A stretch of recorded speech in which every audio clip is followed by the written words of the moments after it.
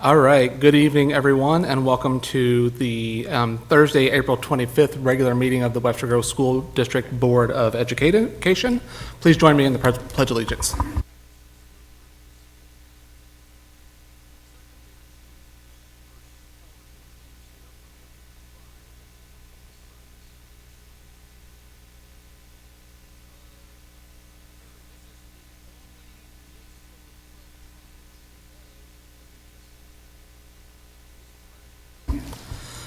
All right, did everybody have a chance to review the agenda?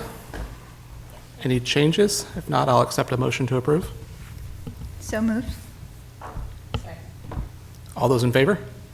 Aye. Opposed? Abstentions? All right.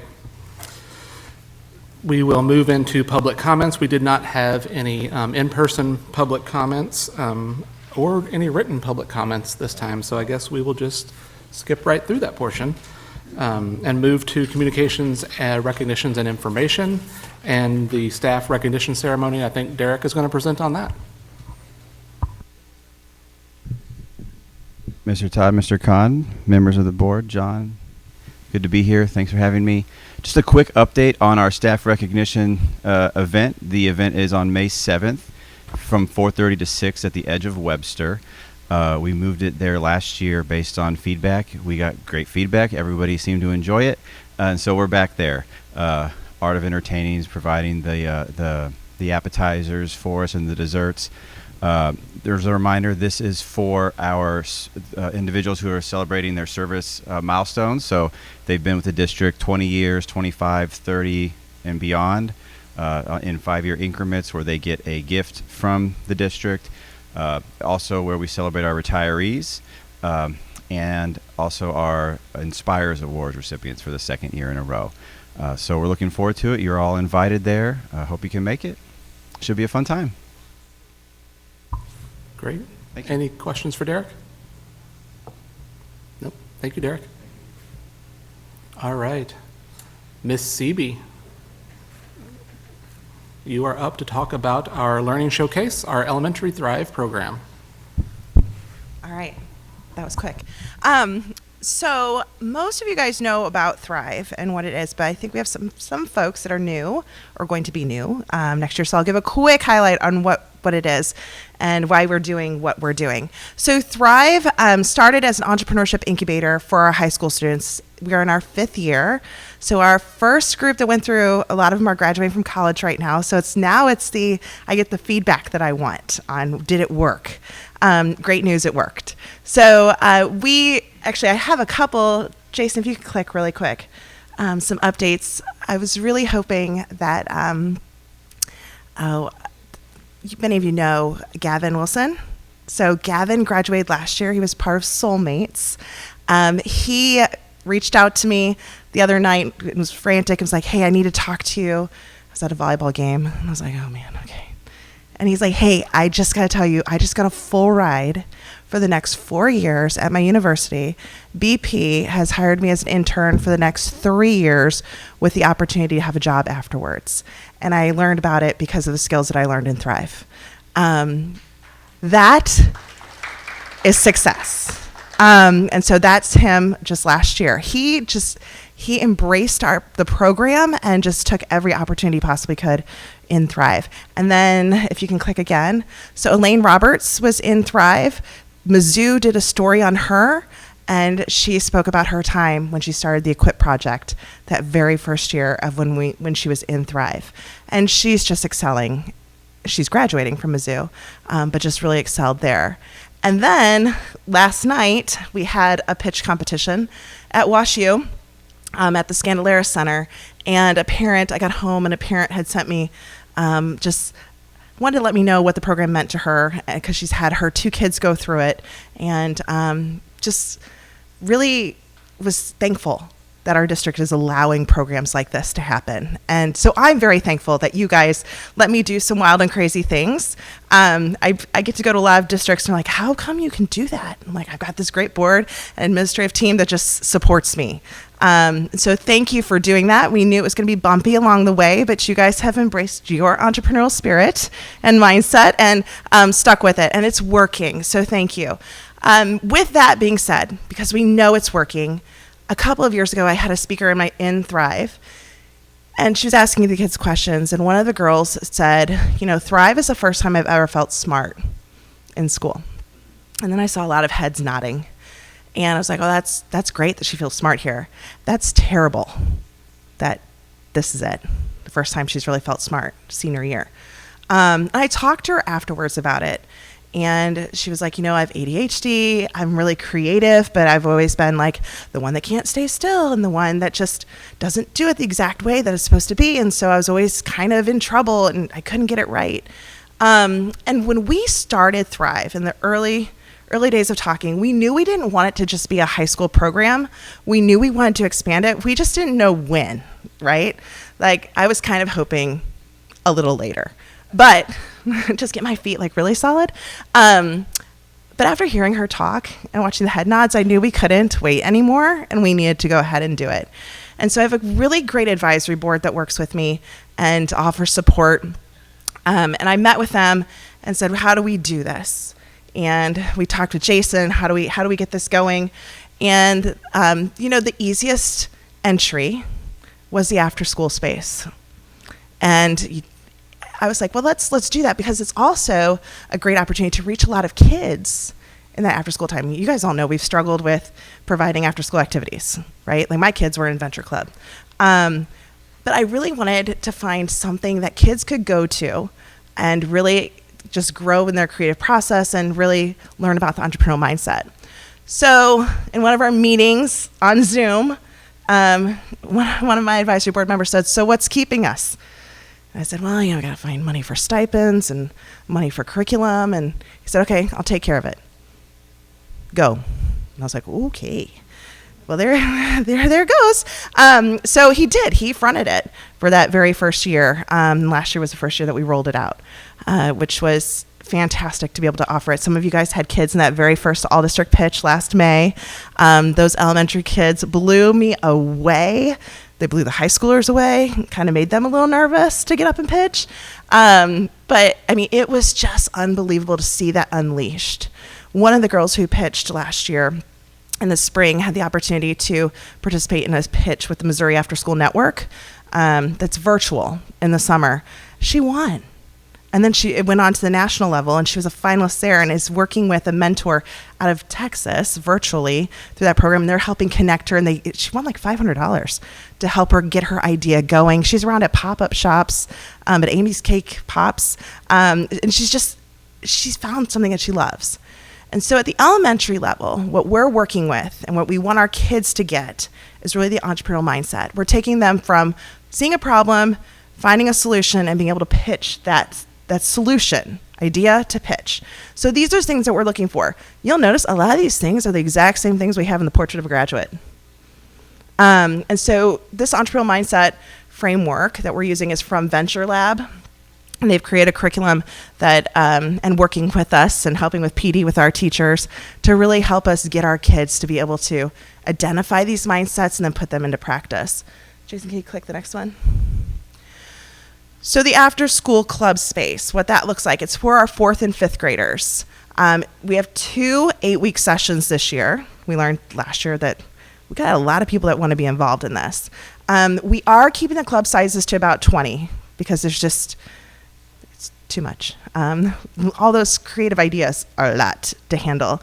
We have 7 awesome club leaders that really give of their time to these kids and help them practice their pitches and help source materials so they can prototype. We are using the Venture Lab idea to pitch curriculum. This year, we had 2 all-district pitches, one in the fall and one in the spring, both sponsored by our Chamber of Commerce. So our Chamber of Commerce has really just embraced us at the high school level and all the way down now. And we have been recipients of the Missouri After School Network grant for Chamber of Commerce. So we won $4,000 last year to do this. I'm hoping we get it again. I'll find out in a few weeks. But we had 38 elementary students pitch this fall. It was in here. Some of you were here. It was like unbelievable. This spring we had 31 students pitch, and they all have the opportunity to do the virtual pitch with Missouri After School Network this summer. So that's what's going on in the after school. There's them. They're on stage pitching with big spotlights on them in front of adults that they don't know. I mean, I don't know any of us that really want to do that. Like, it's crazy. I mean, even the judges were asking questions. I wish you could have been there to see them answer these questions. It was so just exciting. Our chamber executive director was just blown away. So those are just some kids that were pitching. And then here's what they had to say. And we're hoping you can hear. I'm Everett and I go to Clark Elementary. I'm Hannah and I go to Clark Elementary. I'm Thomas and I go to Clark Elementary.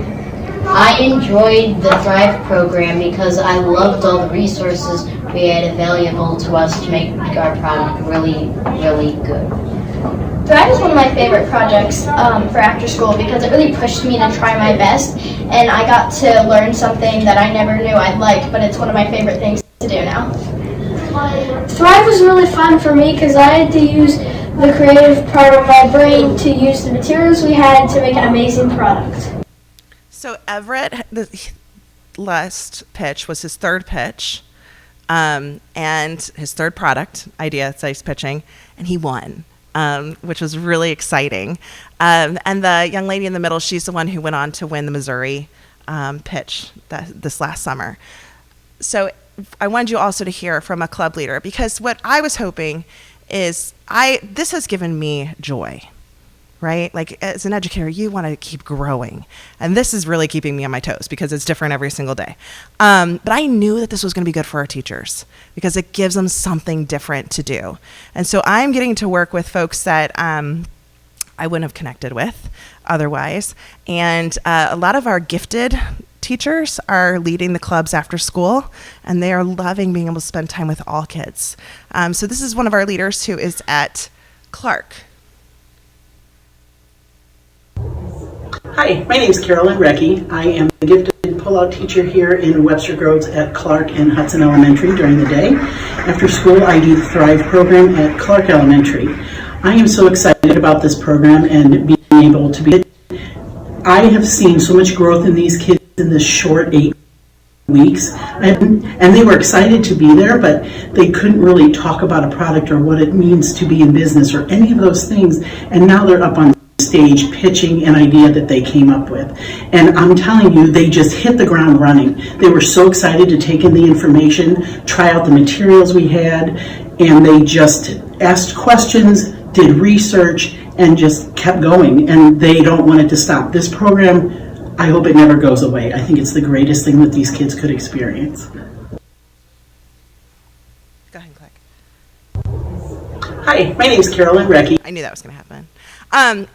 I love this. So Venture Lab collects data for us afterwards and then sends me back some of the quotes that the kids said about the program. I love the prototype. That's really cute. But they knew the word. Like, what fourth grader knows prototype? Like, I love that they're using the language. And that was a free write response, you know? It makes me excited as an educator that this is what we're getting and providing for our kids at the elementary level. Jason, we can click it again.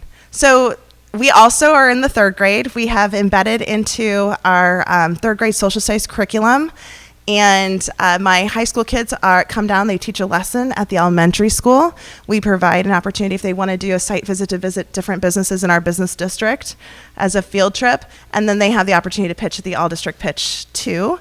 And then some did continue to have a marketplace that worked with the unit. But this little girl made a shirt that says, "I'm an entrepreneur." She wrote that on her shirt that morning for her field trip. And the teachers, Clark is the one that chose to do the field trip piece. We went to Glow Candle and Novel Neighbor, Amy's Cake Pops, and then Vanilla Sugar. And the kids came back like, this was the best day ever. And on that wall, I mean, at Glow, she has her goals on there and her short-term and long-term goals. And a kid was like, oh my gosh, people really do goals. And so it was neat for them to see what they're learning is really happening in business when they become adults. So I hope that I get to have her someday in Thrive with her little I'm an entrepreneur shirt on. But I'm very blessed to be in a district that has embraced this and said okay to the crazy requests that I ask at times. Grace, you missed it. I had a quote from Gavin, and so I'll send it to you because I know you would love that. So Idea to Pitch is also going to share more information with us about different schools and what they're learning. So I really love that we're going to be getting feedback, and we are already setting up meetings with them to say, okay, this is what worked, this is what didn't work. So what's up next is we're going to be reflecting this summer on what did work in the third grade curriculum, where do we need to change some things, offer some PD opportunities with Venture Lab. We're going to continue the after-school clubs at all of the schools. We applied for the Chamber grant again. I applied for another grant with them also. We have 144 students enrolled in in Thrive Junior at the middle school. So we've got a lot coming up that are really loving this type of learning.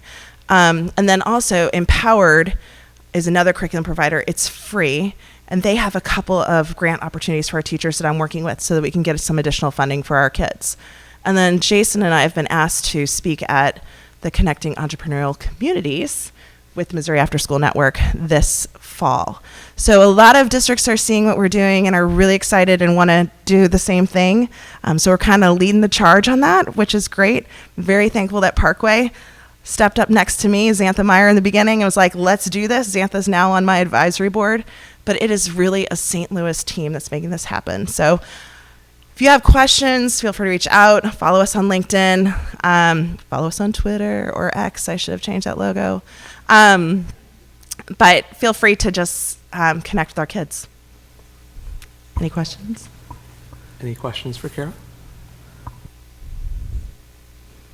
I just have a comment. Yeah. As you know, I had a summit in the first Thrive did. class, and I just have to say he was the kid that never found his world until he started Thrive, and it really was life-changing. So, and you bring so much energy and joy to that, and I think that really comes off on the kids. So thank you for all Thanks. you're doing.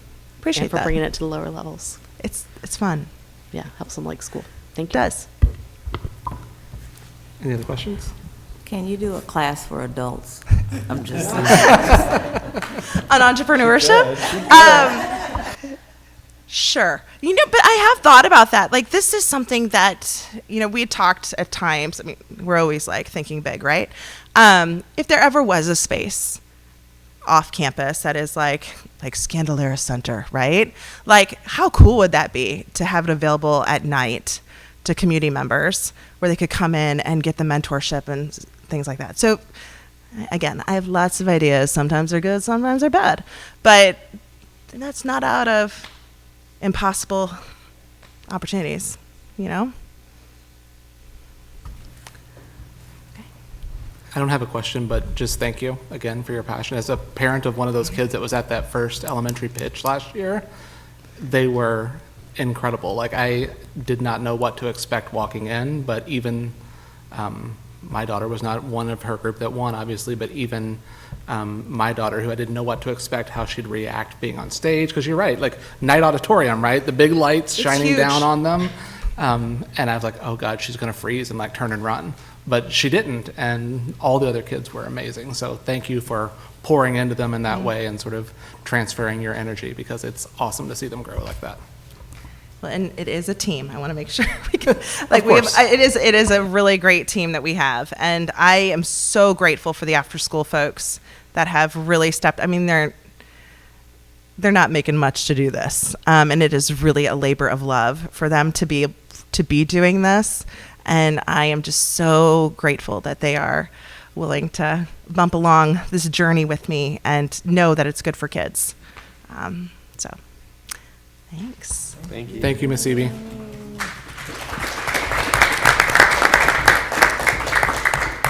All right, moving on to board calendar. Any updates there? Dr. Nope, Simpson? just informational. No, nothing new. Okay. We will move on to committee updates.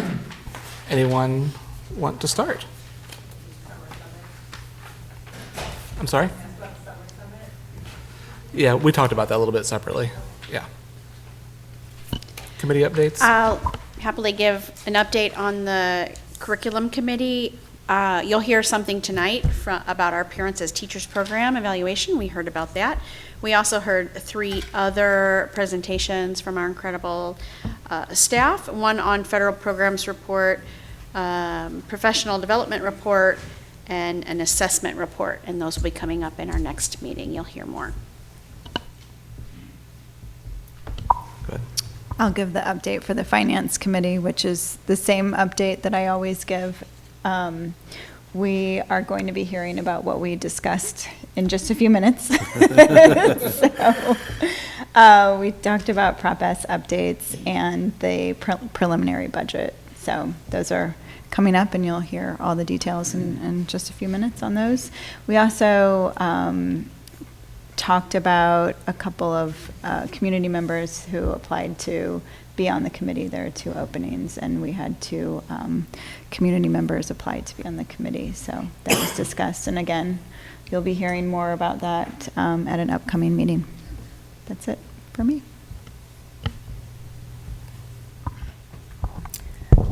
I will give the update for Equity in Action. Several things were talked about. One of the main things we discussed were 4 submissions that were given for the Community Recognition Award. We just kind of went through the nominations and talked about their qualifications and that type of thing. Another thing that was discussed was the Freestyle Pool Pass. They will be distributed to the WGSD students. More than 1,400 passes were utilized last year, which was a 56% increase over the year before. Let's see. Dr. Adams discussed the strategic plan and how things are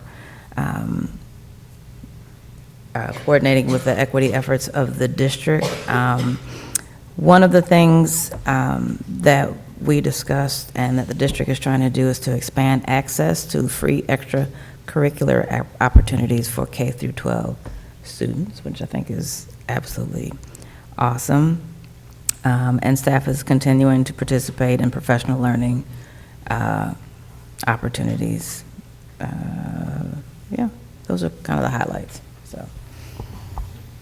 All right, thank you. I will quickly give an update for the Building Advisory Committee. It's not too dissimilar from Tara's. We'll hear more about some of it later with our Prop S updates, but we met actually at Hickson, and unfortunately we were going to have a tour and actually be able to walk out onto what will be the new Moss Field, but it was Monday when we had all that torrential downpour, so we were not able to actually get out there, but we talked about the projects and the status and all those sorts of things that are going on, and I will not say more than that because Rob's going to give us a whole presentation on it.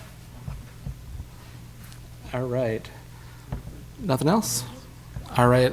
Let's move on to Senate Bill 727. You guys, as you guys know, we've talked a lot about Senate Bill 727 and some of the components that are in. That bill did narrowly pass the House end of last week, is that right? End of last week. So there has been some critical alerts issued by several of the public education associations, including MSBA.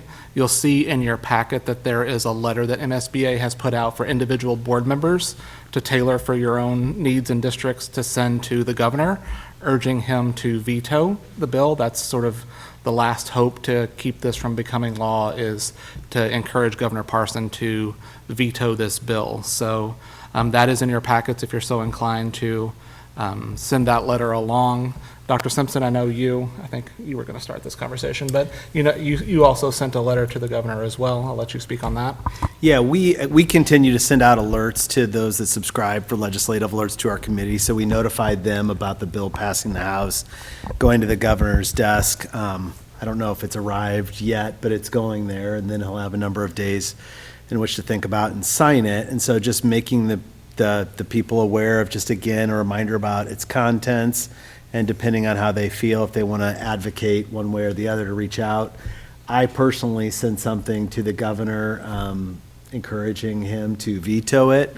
And again, whether, like I shared in my letter, whether there's some good contents, there's some not so good contents, and regardless, it's been communicated to us that it's not going to be able to be funded with new monies. And so thus the thinking is that money would be reallocated from within the education budget to help fund that, which would be harmful to a number of school districts. And again, there's some in there that's good, there's some in there that's not good, but an unfunded mandate of any kind is not good. Why vote for it? Why support it?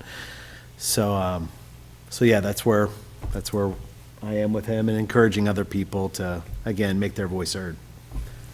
Thank you, Dr. Simpson. The other thing you will see in your packet, we received from MSBA a copy of a resolution that boards could adopt as a body to send to the governor as well to veto saying we do not support the Senate Bill 727 and encouraging him to veto it as well. There is a copy of that in your packet that we've tailored to add our school district's information. If you all are so inclined and in agreement, we could entertain a motion to approve that resolution as drafted, and we can sign that and send that to the governor, urging him to veto. I believe MSBA said if we're going to do that, they encourage us to do that by May 2nd, so we can get that back to him. I think it was May 2nd. So since we have a board meeting, I would put that option before you if you all are so inclined. Happy to discuss anything in that resolution if you guys have questions.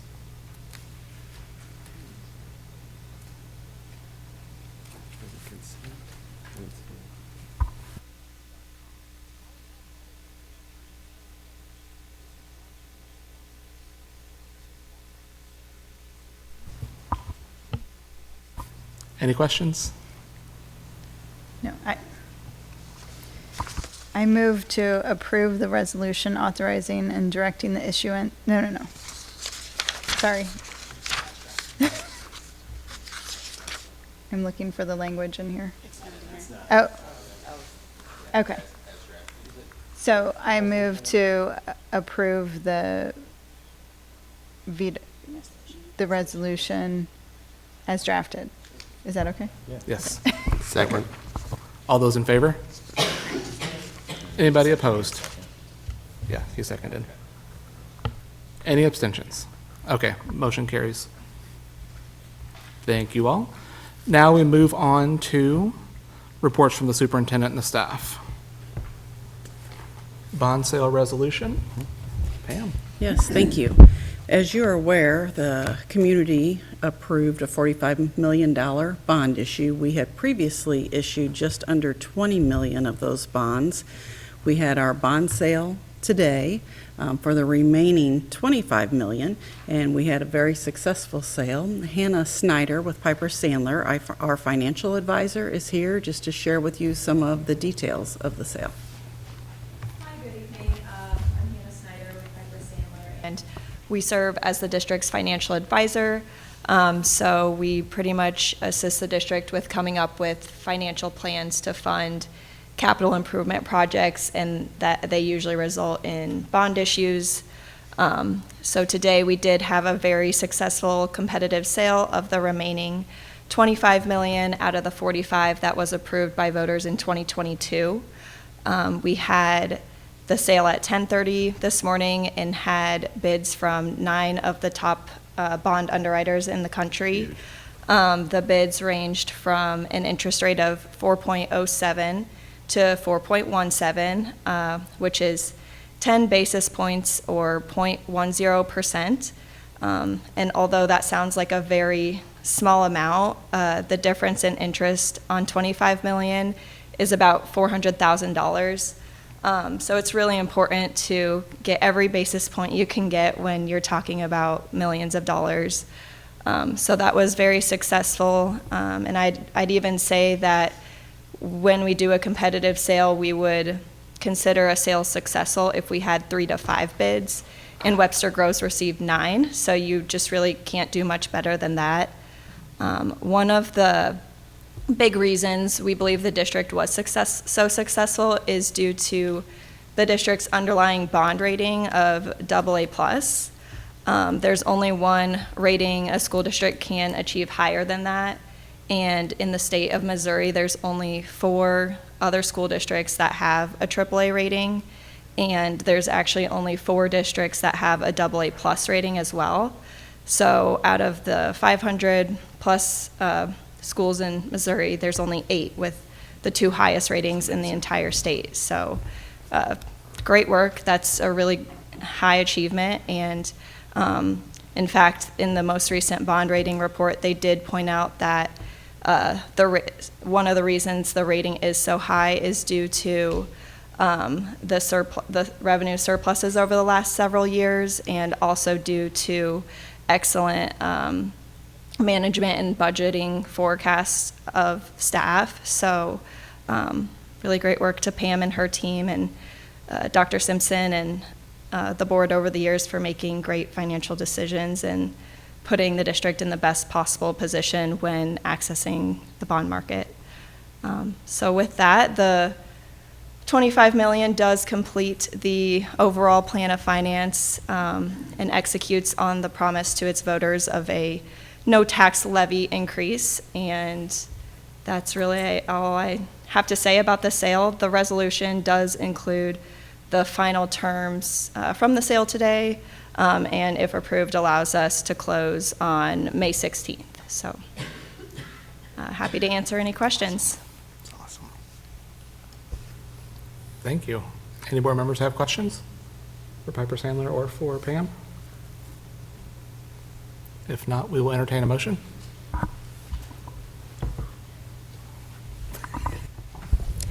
I'll make a motion to approve the resolution authorizing and directing the issuance, sale, and delivery of general obligation bonds, Series 2024 of the Webster Grove School District, St. Louis County, Missouri, providing for the levy and collection of an annual tax for the purpose of paying the principal of and interest on said bonds as they become due, and authorizing certain other documents and actions in connection therewith. Second. All those in favor? Aye. Aye. Anyone opposed? Abstentions? All right, motion carries. Thank you. Thank you, Pam. Now we move on to K-5 math resources. So at the last board meeting, you might remember, you might be asking why this is on here. We accidentally had the wrong school year in the motion that we made, so we need to approve these again with the correct school year in it. That's the reason it looks familiar to you, and the reason it's back in And that was on our the team, agenda. that isn't on you. That was on our team. It was written wrong in there, so. I can motion to approve the agreement with Imagine Learning for the 2024-2025 school year. All those in favor? Aye. Opposed? Any abstentions? All right, thank you all. Now we can move to our Parents as Teachers program. Good evening. Thank you for having me this evening. So I'm here to talk about our Parents as Teachers program evaluation, and this was a timely report since I came to the Webster Grove School District in July, and so a lot of the things that we were looking for to evaluate, it was new to me, and so I was evaluating also, and so it was a good and timely time to do this. So some of the overarching things that we wanted to look at is we looked at the evaluation is look at the current status, the processes of the program, how well they're working, how smoothly they're flowing, things that we could build upon, and things that we're doing really well. The second thing we wanted to look at is the review of our PAT-DESE allocation funding for the Webster Grove School District. So this is allocated to each of the districts in the St. Louis area, depending on how many home visits you serve, how many families you serve. So look at that allocation of funding. And then finally to begin conducting family surveys again. And so those were our goals when looking at this evaluation. So our PAT team members were Chris Dager, our Parents as Teachers Coordinator. We have one full-time parent educator, Cher, and then Maria, Courtney, and Jordan are part-time. Julia Dietl, our Educational Leadership Intern, and then myself evaluated the program.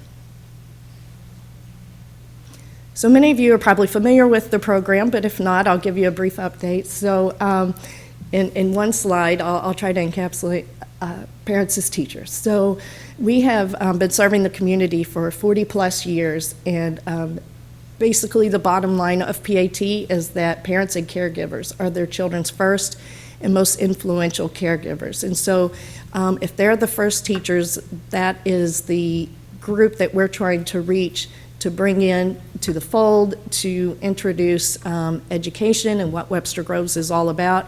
And so this is a lot of families' first experience with our school district. And so the three things that we offer are, one, developmental and health screening. So we check eyesight, hearing, and then just overall developmental stages of the child. We offer home visits. That could be once or twice a month. You can come to Ambrose and have those visits with our parent educators, or our parent educators can reach out to you in your home. And then finally, the resources for the community support to offer the patrons of Webster Groves. So our current practices that either we're meeting or exceeding Missouri and National PAT best practices. So we have served 391 families this year and 485 children.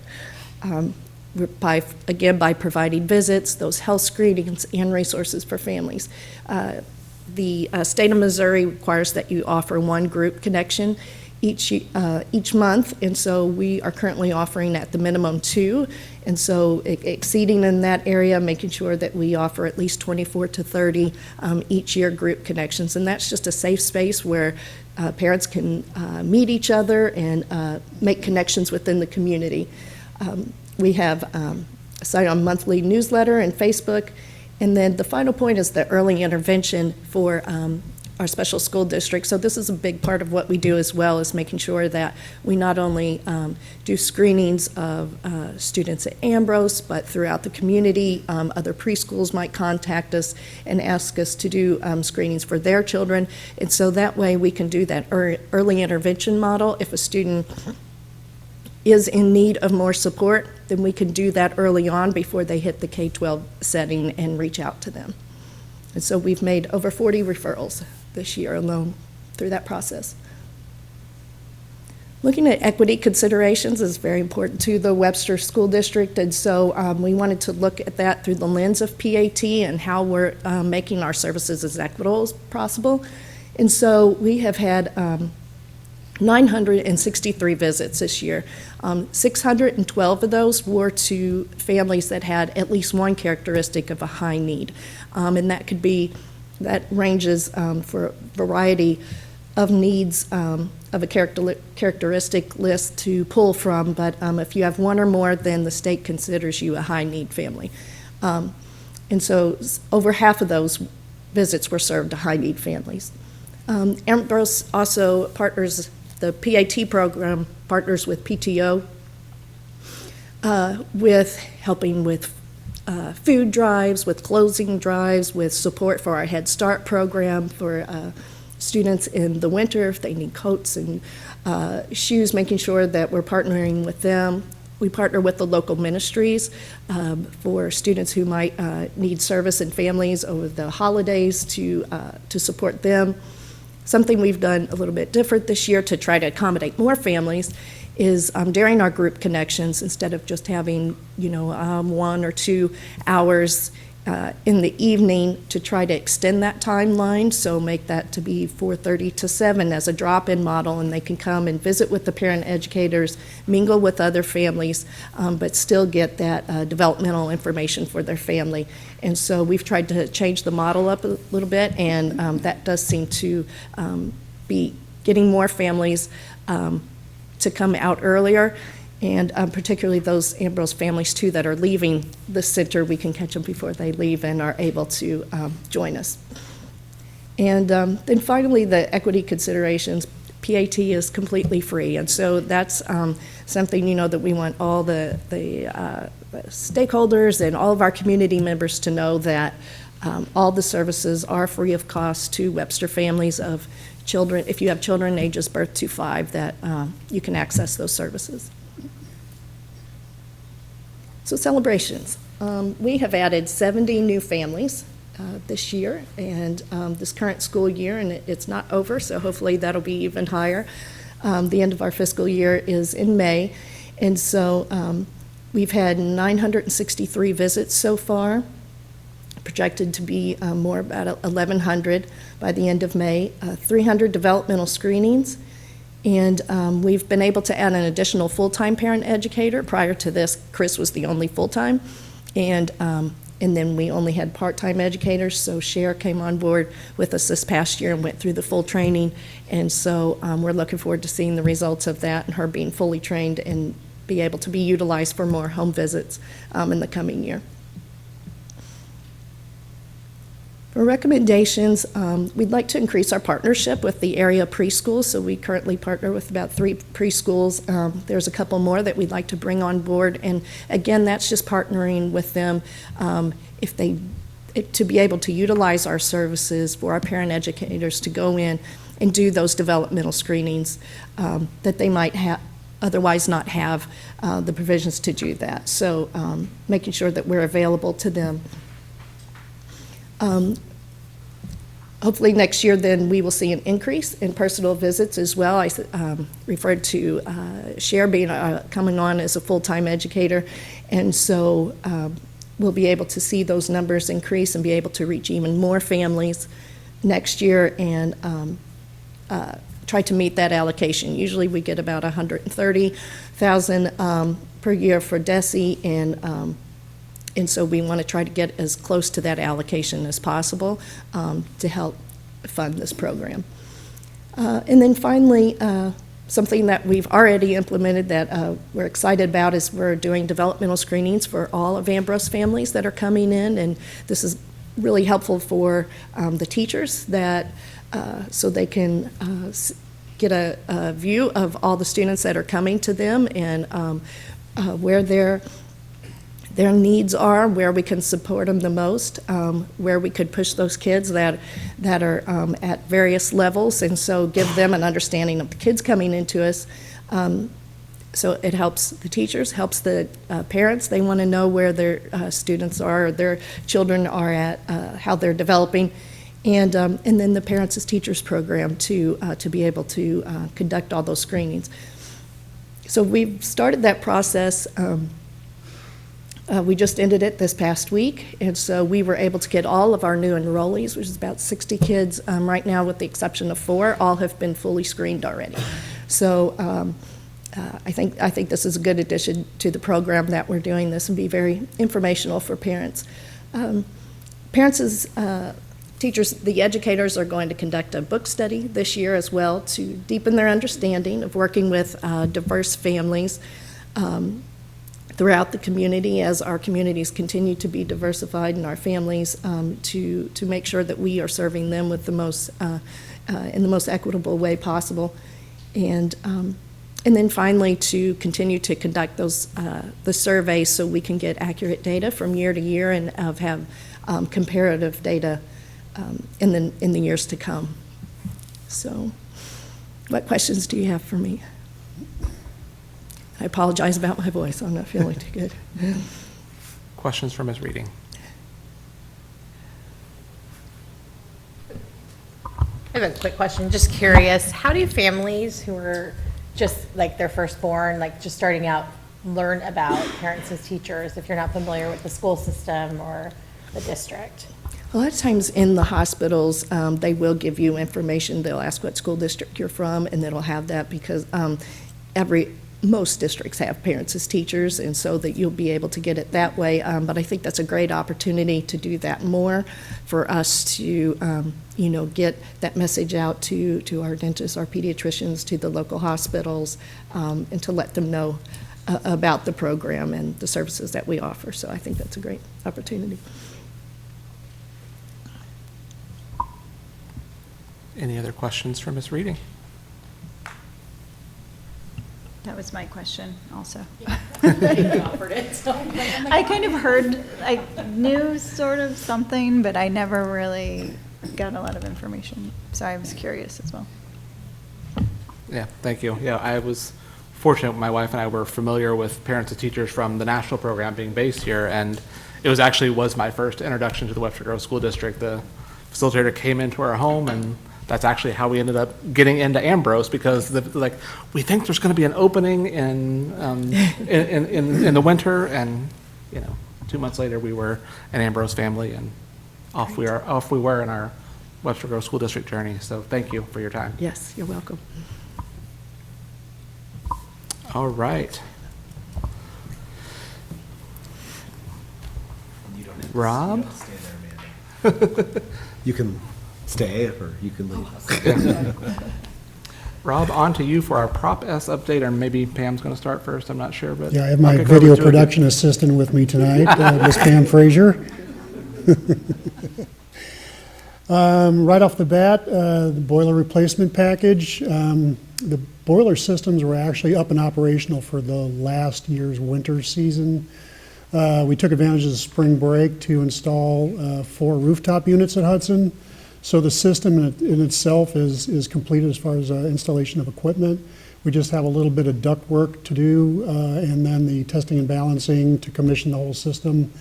Other than that, that project is done, and it came in under budget, so that's a big yay for the team. Rooftop replacement, we're still moving forward with that. This package will address the needs at 4 different buildings. The project design is nearing completion. We do have some budget considerations at this time, only because we anticipated some needs to be addressed due to some of the units failing while we were going through the design of this project. So we do have several buildings that are currently under the emergency repair need for the units, so that's going to have to play into moving forward with the rest of these projects. Door package. We successfully installed, I believe, up to about 80 to 85 doors up and through spring break, and we actually qualified for the grant that we applied for, so that's another good yay for the team.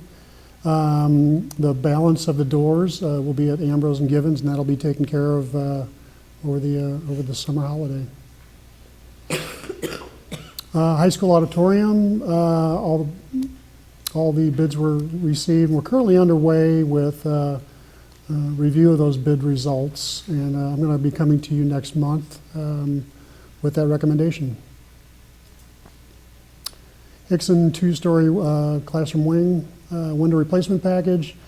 We've got the window demo and abatement package awarded. We've got the contract awarded for the putback. We've already done our pre-con coordination meeting between the 2 packages. I think that we have a really good plan in place, and even as of today, I met with the Hickson administration to plan out that work in that wing this summer, coordinated with the custodial staff, and I think this one's going to fall right into place. We're going to begin right after school ends also. Love this picture. Copeland Field is complete. They're obviously using this ball field. It's a really successful project. The project actually came in well under budget, so that's another nice thing to report. You have another picture on that one too, Pam, I think. And this is just me, but when I look at this overall layout, there's so much more room past the baseball outfield fence that is a usable space for curriculum, other athletic activities, field hockey, soccer practice, whatever the case may be. So this, I think the design really hit it out of the park on this project. I can't brag enough about the contractor, Byrne & Jones, who did this project. They were just spot on with everything. Yeah. Moss Field.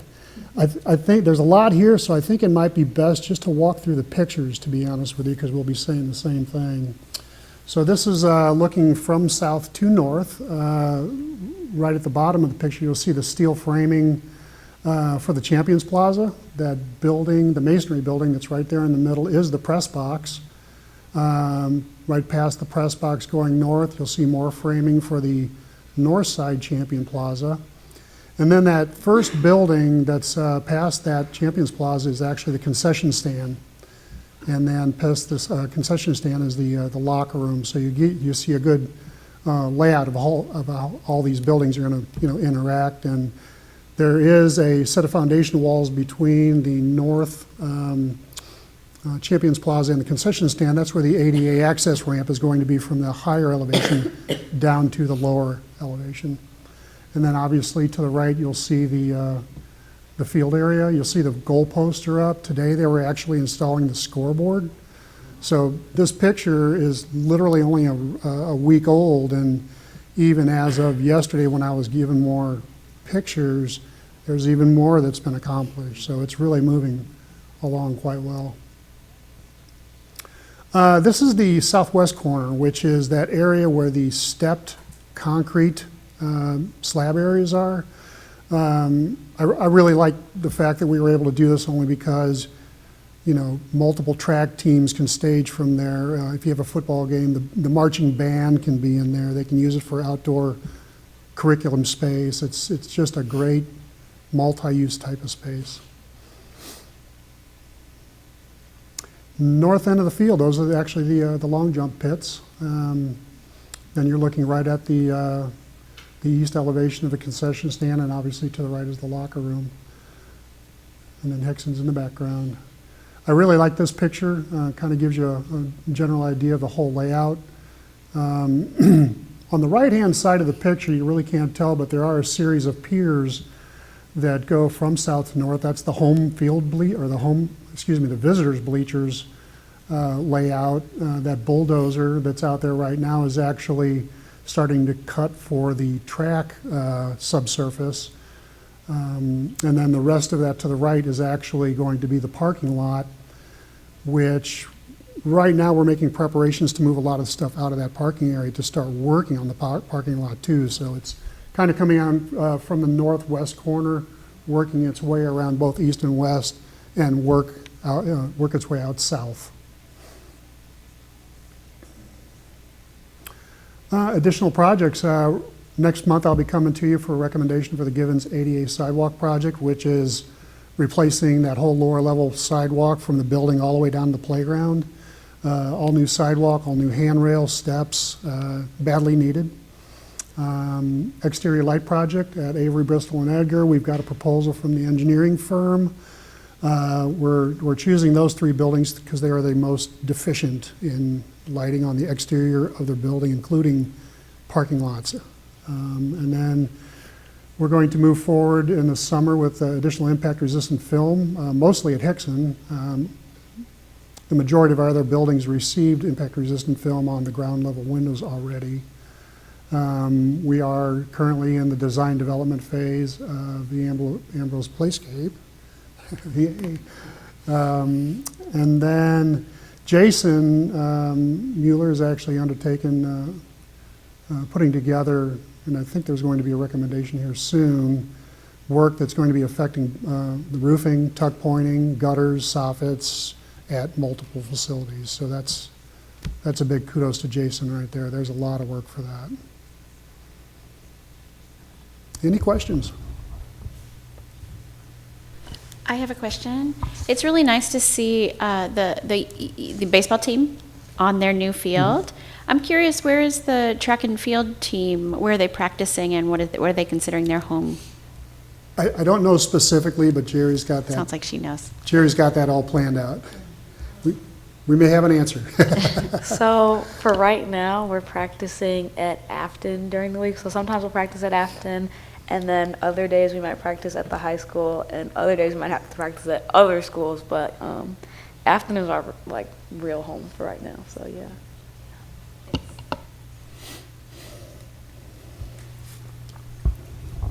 Any other Okay. questions for Rob? Oh. No. Pam? All right, and moving on to the budget. As you recall, we have an estimated budget of $50,400,000, and I just say estimated because part of what's in that budget is the interest we're earning off of the bonds. And so far, we have spent almost 38% of that $50 million. So we'll issue the bonds. Like it says today, those where we had the bond sale, the closing will be here in a couple weeks, and we will start spending those probably the end of May or June. We'll be ready to start using that bond money. Any other questions?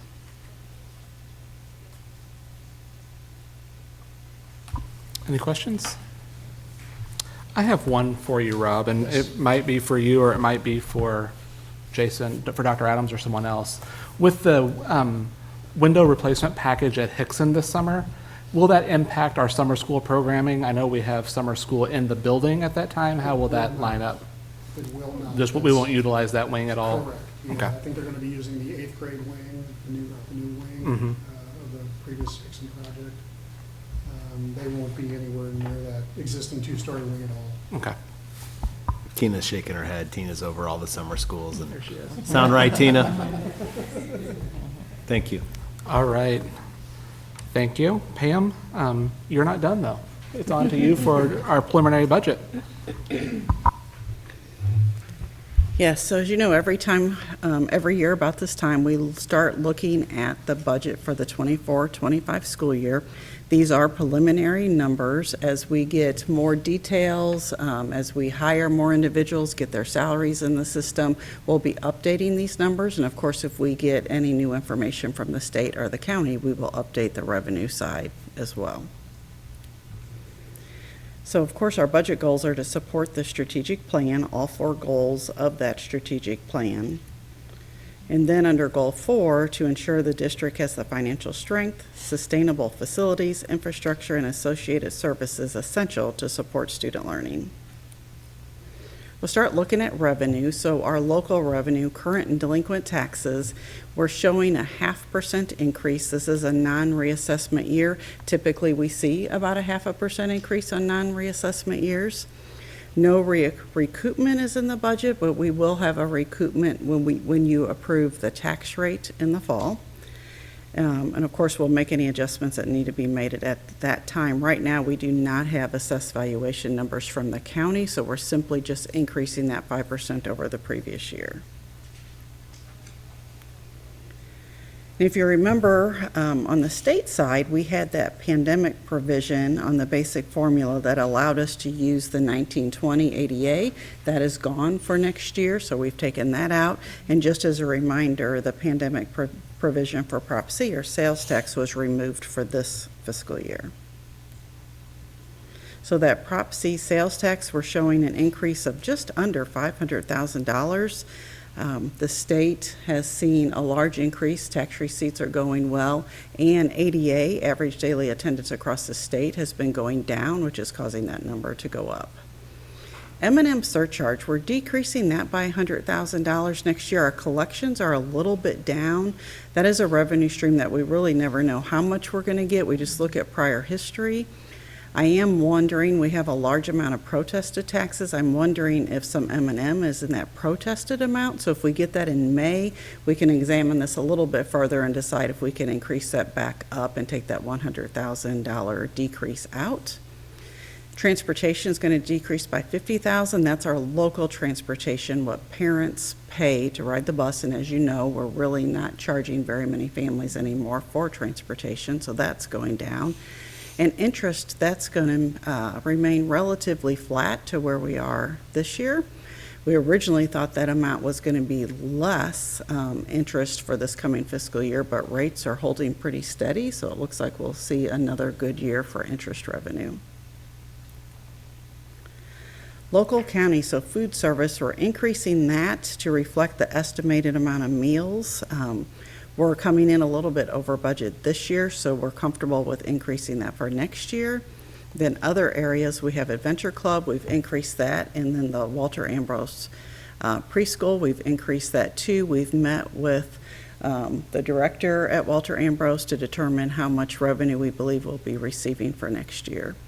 And then fines and state assessed utilities, that's in the county too. They're not changing a lot, but expecting them to go up about $24,000. On the state side, so that state formula, that makes up 11% of our budget. We're currently using for this fiscal year the state adequacy target, which is a number calculation in the formula, 6,375.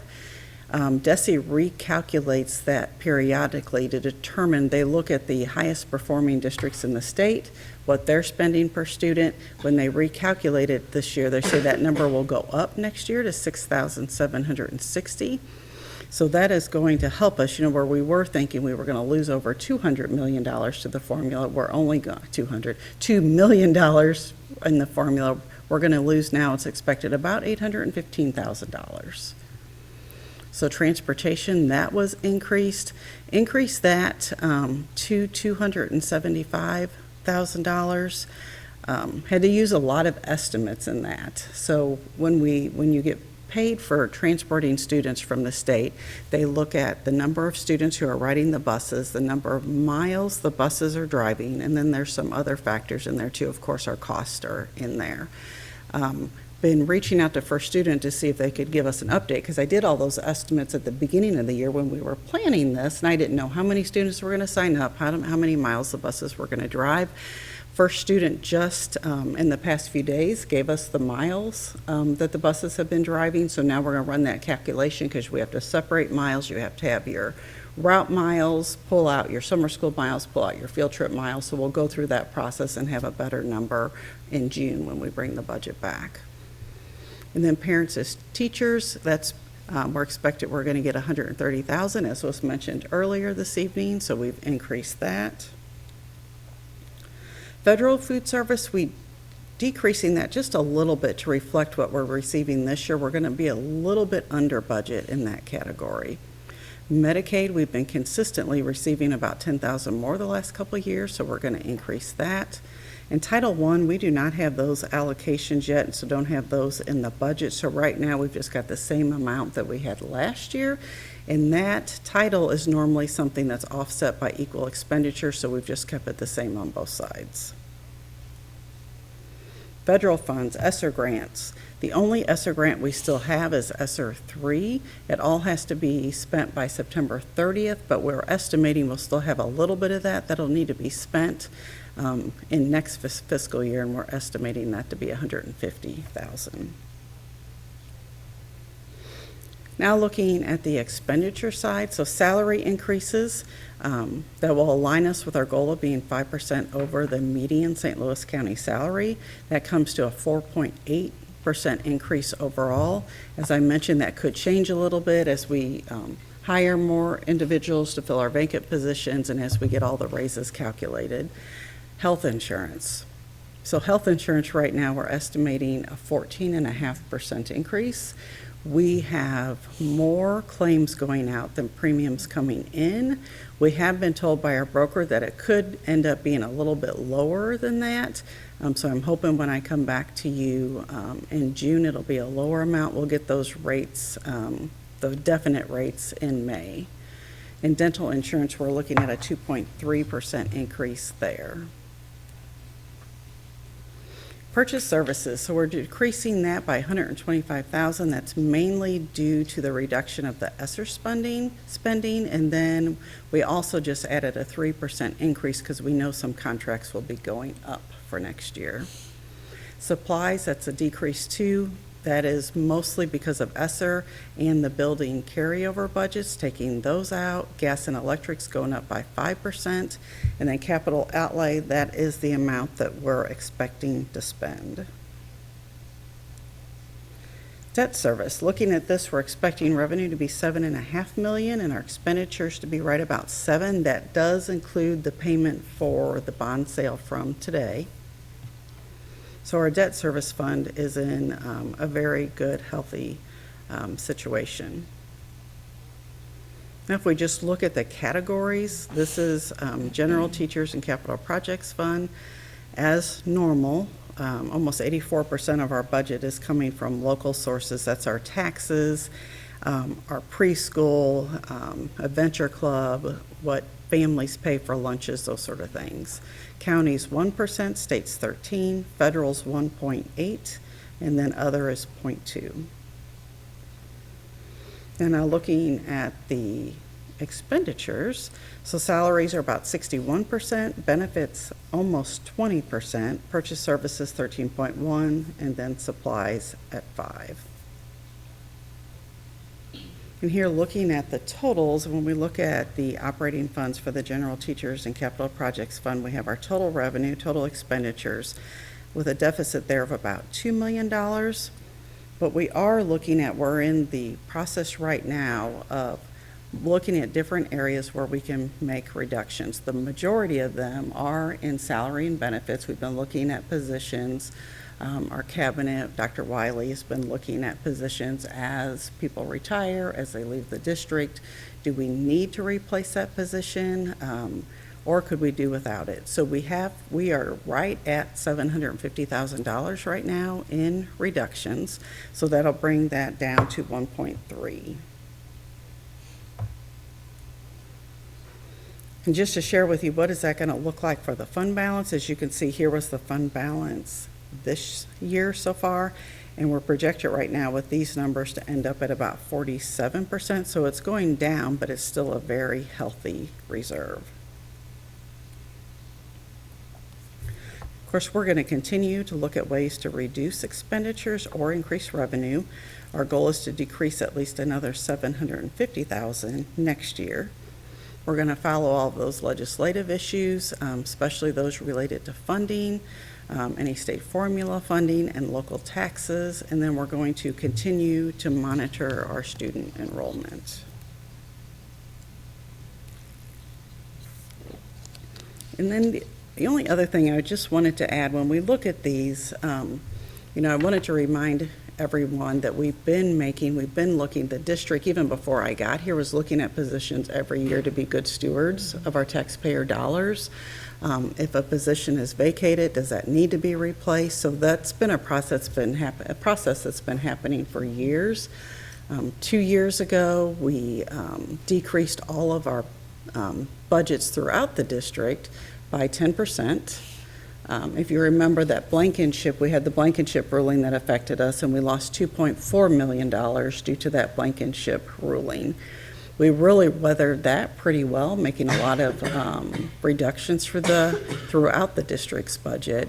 And now we just have to get ready for, as we know that enrollment's going down, but we're heading in the right direction with the reductions that we already have at $750,000, and then the plan to continue looking at that and looking at other ways where we can make those reductions. We have that budget committee that's looking at things like, we've talked about this before, how can we just be more efficient? Are there some energy savings we can have in the district? We're forcing double-sided copies now when you go to the copy machine. If you can make a single-sided, but you need to tell the machine to do that, otherwise it's going to default to double-sided. So a lot of things like that will affect and help us be more efficient in all of our building and department budgets. So I don't have any of those savings on here because we're not cutting any of those budgets. So for example, if one of the elementary schools is going to save money making copies and things like that, that's not going to affect the district budget unless we say, hey, we're going to reduce your budget for another 10% or something like that. So the $750,000 that I'm showing there coming off of the budget is all in salary and benefits. And I'm happy to answer any questions. Pam, you might have. I was just going to add real quick too, when we talk about the staffing reductions, just a couple things we all are looking at as a team. We debate, we have a lot of conversations, we talk with building level people, and I don't want, first of all, again, no one's losing a job that they have. There's no rifts, there's anything like that. I also want to say that there are staffing additions too. So it's not just a pure reduction. There are new positions that we've added this year. We're just really looking at how can we stay as far apart from disrupting the program or work with kids as we possibly can, but also be mindful that our enrollment has gone down, you know? And so when a position does become available, we just ask the question and have conversations and, you know, sometimes make the decision to eliminate that particular role at this time. So, but there have been also, like I said, those staffing additions as well. Any other questions for Pam? Pam, we do expect to keep the buses next year in the same way we had this year? Yes. Yes, we're planning to continue that. There may be an option to expand just a little bit, but we'll have that. We'll bring that to the board in June if we're able to do that. Any other questions for Pam? I mean, I think that's a good point, Christine, when you talk about transportation, to tie it back to the other agenda item in 727, as for those of us that went to Jeff City for the MSBA lobby day, that was one concern, right, that a lot of legislators had with this unfunded mandate of this over $400 million that 727 would push down to districts, that one of the places that they thought they might go first was transportation funding, because they've just recently funded at the levels that they are, which is part of what helped us offer transportation to our community, which is a great thing, but that's another reason that it's so important to advocate for, against 727. And we have to keep in mind to see what happens if the governor were to sign it and how it's rolled out as well. And I think that's another reason why we try to encourage our community to stay in tune with what's happening in the legislature, because in addition to 727, there are a variety of other tax bills that are out there that would reduce personal property tax revenue. And so there's a number of different bills out there, and we all know St. Louis County passed the senior freeze on housing. It does not seeing how it's being implemented at this point, but it's more dynamic than we would like it to be and uncertain, and Pam has continued to do a great job working with Sandy, our whole team, to try and navigate that. But that's why you always have to be a student as to what's happening around you and just continue to make the wisest decisions with the information that you have. And I think we've done that. I know we've done that. Any other questions for Pam? Pam, just one other thing.